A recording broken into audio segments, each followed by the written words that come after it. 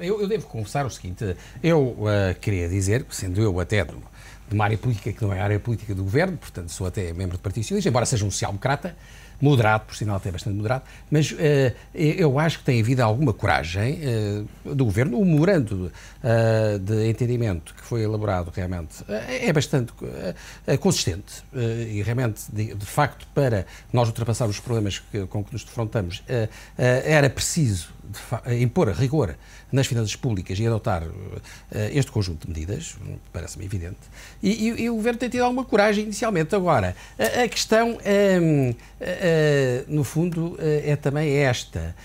A primeira grande questão é que, em relação ao controle da despesa, à redução da despesa, às reformas estruturais, aí é que continua a haver uma certa expectativa. Tem havido algum atraso em relação às expectativas criadas, porque, mal ou bem, enfim, toda a campanha eleitoral foi no sentido de dar prioridade ao controle da despesa, ou até mesmo à redução da despesa e à reforma do Estado, enfim, claro, pode dizer-se que agora na apresentação da proposta de Orçamento de Estado para o próximo ano, tudo isso venha a ser contemplado. Digamos que esse é o prazo limite para haver a apresentação de medidas nesse sentido, penso eu, realmente depois disso já começa a ser realmente um bocado tarde. Por outro lado, há também a percepção, como foi aqui dito pelo Sr. Professor, que é difícil realmente, há uma certa rigidez do lado da despesa. A atual Presidente da República, o professor Cavaco e Silva, falava várias vezes na rigidez da despesa pública. Ora bem, ele tem alguma razão, porque realmente temos ou pegar nos vencimentos da função pública, ou realmente nas transferências para as famílias, realmente, ou de facto temos que encarar de frente dois setores que são o da educação e da saúde. Há dois setores que são realmente fundamentais, o da educação e da saúde, sem mexer também nesses setores, em termos de despesa, é muito difícil haver uma redução substancial da despesa. Claro, e não sei se haverá condições concretas para atuar a esse nível. Não sei, realmente, não me quero pronunciar sobre essa matéria. Ora bem, um outro aspecto que me parece realmente importante é que do lado das receitas é um bocado difícil ir mais longe. E há aqui um risco muito elevado, é que é o chamado efeito recessionista, digamos, primeiro a situação em que já estamos, e depois o eventual efeito recessionista das expectativas criadas em relação realmente à situação futura com o aumento dos impostos e com a ideia de que vai haver corte nas despesas. Isso tem um efeito psicológico realmente que é de pendor recessionista, não é?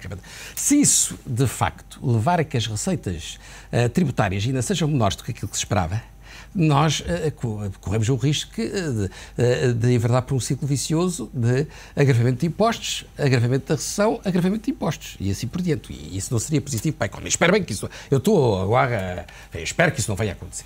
Ora bem, e depois não há realmente aqui, do meu ponto de vista, um grande problema, é que eu, talvez erradamente, tenho a tese que para ser, por exemplo, Ministro da Economia, não é?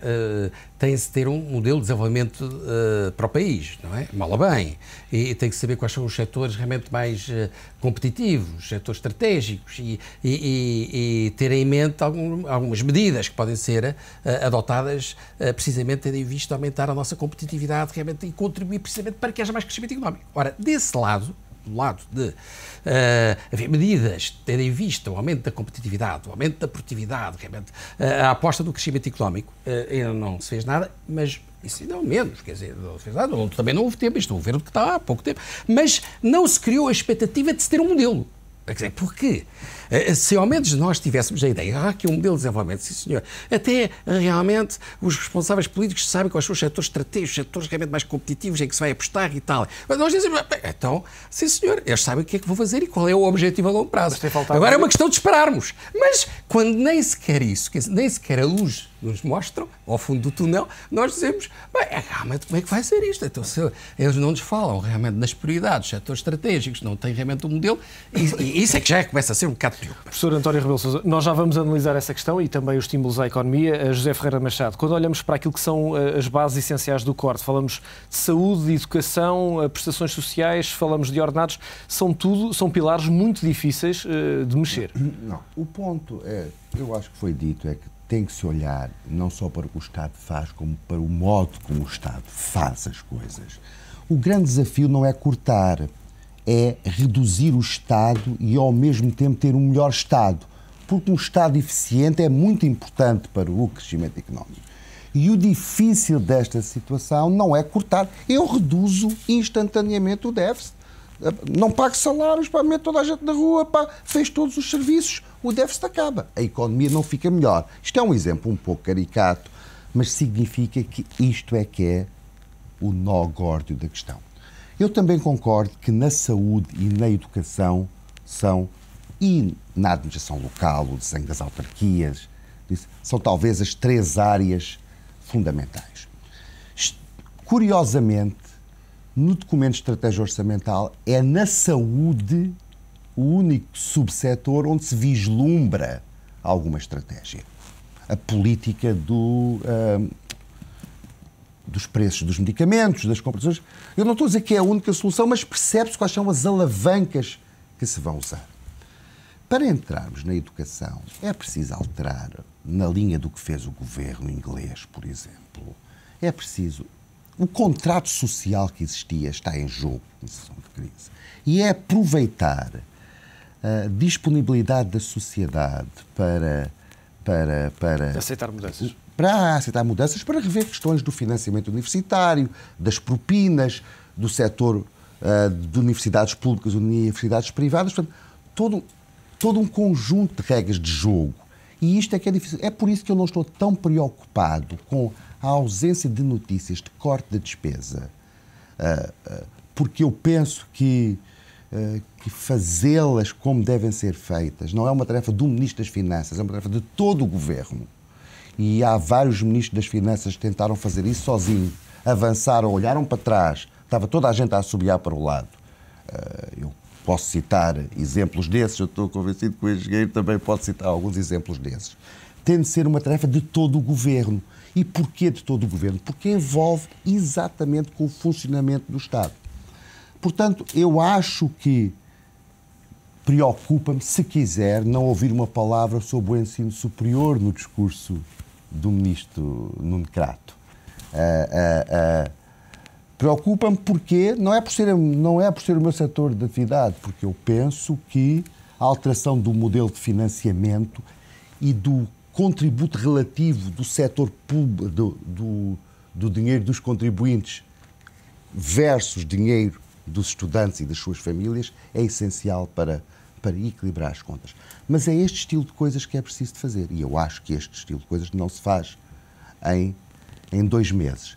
Mas é preciso comunicar que a razão pela qual não se faz em 2 meses é porque as alterações profundas requerem este tipo de estudos. Ou seja, é preciso sinalizar que estamos dispostos a fazê-las, que não as podemos fazer porque não é só cortar. Por exemplo, um outro exemplo. Eu fundo institutos públicos. O que é que eu faço às pessoas? É preciso alterar a natureza do vínculo contratual dos funcionários públicos. Há muitas soluções que se podem fazer, mas mais ou menos por debaixo da mesa. Soluções espertas. Mas é preciso alterar isto. Portanto, eu não me espanta não ter ocorrido cortes significativos na despesa. Gostaria de ouvir manifestação. Bem, não houve, por isto. Nós estamos interessados em fazer, mas estamos a trabalhar neste sentido. São 2 coisas inteiramente diferentes. E eu acho que o que deixa as pessoas algo angustiadas... Saber quais os objetivos. Não perceber. Toda a gente percebe que não se consegue chegar aqui. Quer dizer, é muito fácil cortar. É fácil cortar e ter alguma coisa do fim. É difícil cortar e sobrar alguma coisa. Mas é preciso anunciar que queremos fazer isso. Está no nosso objetivo. Luís Mira Amaral, quando olhamos para aquilo que é o início da construção do Orçamento do Estado para o próximo ano, há pouco foi divulgado pela Direção-Geral do Orçamento dos 611 serviços, 19 apenas apresentaram as contas, nenhum destes orçamentos foram validados, o prazo termina sexta-feira e, portanto, desde logo há aqui um mau sinal. O Ministro das Finanças, para construir um orçamento, precisa de receber os pressupostos e esses pressupostos nem sequer chegam ao Ministério das Finanças. É um péssimo sinal de falta de accountability sobre estes serviços, de impunidade destes serviços que não respeitam as orientações que foram dadas e aí permitem que venham atrás. O professor Nuno Vale disse uma coisa que é verdade. De facto, a receita com o aumento de impostos consegue sacar logo, mesmo que se extinga o organismo, leva tempo a cortar a despesa. Isso é verdade. Por isso é que eu aceito perfeitamente que tinha que haver algum aumento de impostos para safar logo com o problema do lado da receita. Agora, Eu esperaria que começasse a haver orientações, mesmo que não fechassem, dizer que vamos fechar, vamos fazer isto, para a gente estar descansado, porque há um dia que vai ter que começar a ajustar do lado da despesa. Primeira questão. E depois dizer que eu sou coerente. Eu já dizia isto no governo PS, depois eu ia dizer exatamente o mesmo no governo PSD. Não é por ter mudado o governo, eu sou PSD, que não continuo com esta conversa. E, em terceiro lugar, dizer-lhe o seguinte. A minha experiência de governo mostra claramente que não chega ao Ministro das Finanças para cortar. Eu expliquei a este atual Primeiro-Ministro, como tentei explicar a outros anteriores, mas devo dizer, confesso que aquilo que eu lhes dizia entrava-vos por um ouvido e saía-vos por outro, não me ouviam, é isto. O meu amigo chega ao governo e diz ao seu Ministro das Finanças, chama os ministros setoriais, por dizer a linguagem do professor Cavaco Silva, e diz assim, meus amigos, quais são as vossas prioridades? Onde é que os senhores querem gastar dinheiro? Sim, então têm que fazer como a gente faz nas empresas privadas. Quais são as contrapartidas que oferecem? Onde é que vão dar poupanças? E se me dizerem que vão cortar aqui e ali, fechando organismos socialmente inúteis, e não estou digo isso ao professor Novaes, não aqueles que são necessários, há muitos. O tal Estado paralelo que o Dr. Catalão referia é o que é socialmente inútil.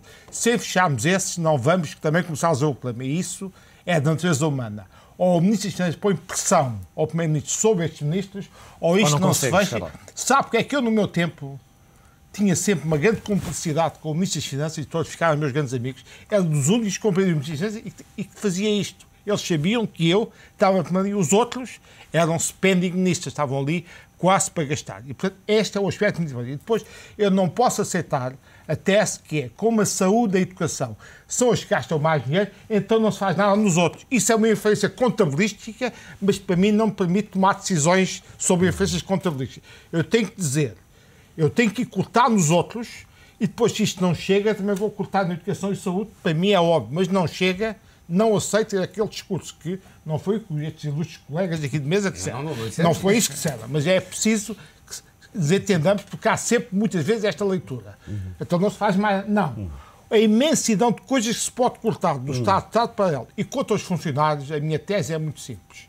Eu não aceito a tese também que, como não se pode pedir os funcionários, não se extinguem os organismos. Se eles forem socialmente inúteis, alguns 10% da água, da eletricidade... Esses custos pelo menos são eliminados. Isso para já corta. E depois dá-se um sinal de mudança. É aquilo que a gente das empresas privadas percebe, os chamados quick wins, que os consultores nos ensinam. A gente começa logo a dar sinais que algo vai mudar.